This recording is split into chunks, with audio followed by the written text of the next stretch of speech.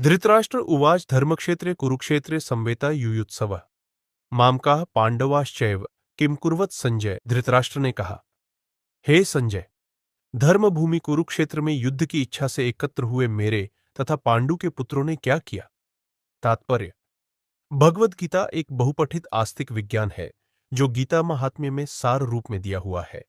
इसमें यह उल्लेख है कि मनुष्य को चाहिए कि वह श्री कृष्ण के भक्त की सहायता से संवीक्षण करते हुए भगवद गीता का अध्ययन करे और स्वार्थ प्रेरित व्याख्याओं के बिना उसे समझने का प्रयास करे।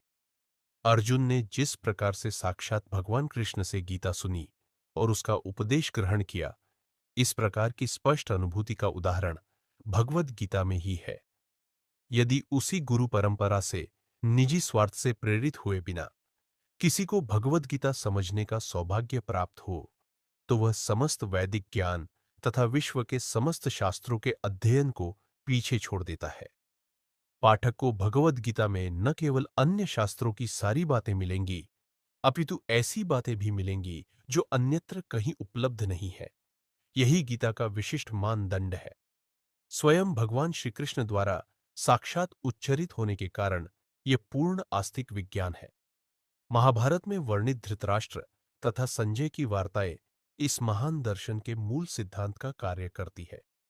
माना जाता है कि इस दर्शन की प्रस्तुति कुरुक्षेत्र के युद्ध स्थल में हुई, जो वैदिक युग से पवित्र तीर्थ स्थल रहा है।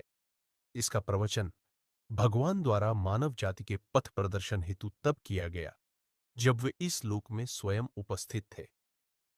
धर्मक्षेत्र शब्द सार्थक है क्योंकि कुरुक्षेत्र के युद्ध स्थल में अर्जुन के पक्ष में श्री भगवान स्वयं उपस्थित थे।